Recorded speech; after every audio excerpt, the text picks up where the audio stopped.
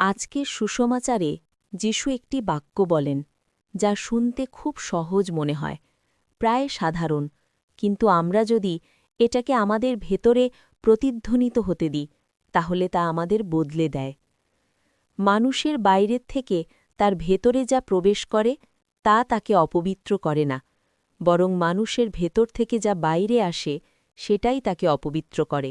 যিশু এই কথা বলছেন ধর্মপরায়ণ লোকদের সঙ্গে, যারা খুব যত্নবান, যারা হাত ধোয়ে, পাত্র আর কাপ পরিষ্কার রাখে, নিয়ম জানে। তাদের হাত পরিষ্কার, কিন্তু হৃদয় নয়। তারা ভাবে ত্বকে কি ছোঁচ্ছে, কিন্তু ভাবে না তাদের মুখ থেকে কি বেরোচ্ছে। তারা আঙুলের ময়লা নিয়ে ভয় পায়, কিন্তু কণ্ঠের অবজ্ঞা নিয়ে নয়, চোখের বিচার নিয়ে নয়, হৃদয়ের কাঠোরতা নিয়ে নয়। এই সত্য আমরা গল্পের মধ্যেও দেখি। মালায়ালাম ছবি নর্থ 24 কাথামে হরি নামের মানুষটি পরিচ্ছন্নতা আর শৃঙ্খলার প্রতি অতিমাত্রায় আসক্ত। স্যানিটাইজার, টিস্যু, সব কিছু নিখুঁত জায়গায়। তার পোশাক পরিষ্কার, হাত একদম ঝকঝকে, কাজের টেবিল নিখুঁত। কিন্তু তার সম্পর্কগুলো তেমন নয়। সহকর্মীদের প্রতি রূঢ়তা, সাধারণ মানুষের প্রতি অধৈর্য, সাধারণ দয়া দেখানোর অক্ষমতা। তার আসল সমস্যা বাইরের ময়লা নয়, ভিতরে বেড়ে ওঠা কাঠোরতা। আরেকটি ছবি এই সত্যই বলে।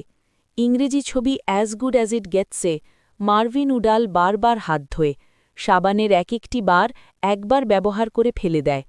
সে ফুটপাতের ফাঁটো এড়ায়, স্পর্শ এড়ায়, মানুষ এড়ায়।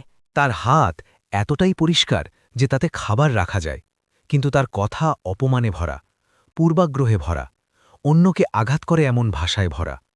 পরিষ্কার হাত, অপবিত্র কথা, দুটি জীবন, দুটি উপমা। আর যিশু বলেন, এই কথাটাই আমি বলতে চাই।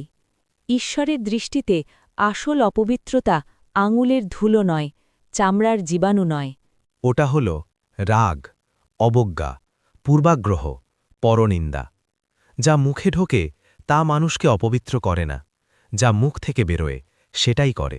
যিশু আরও গভীরে যান। তিনি বলেন কি আমাদের সত্যিই অপবিত্র করে।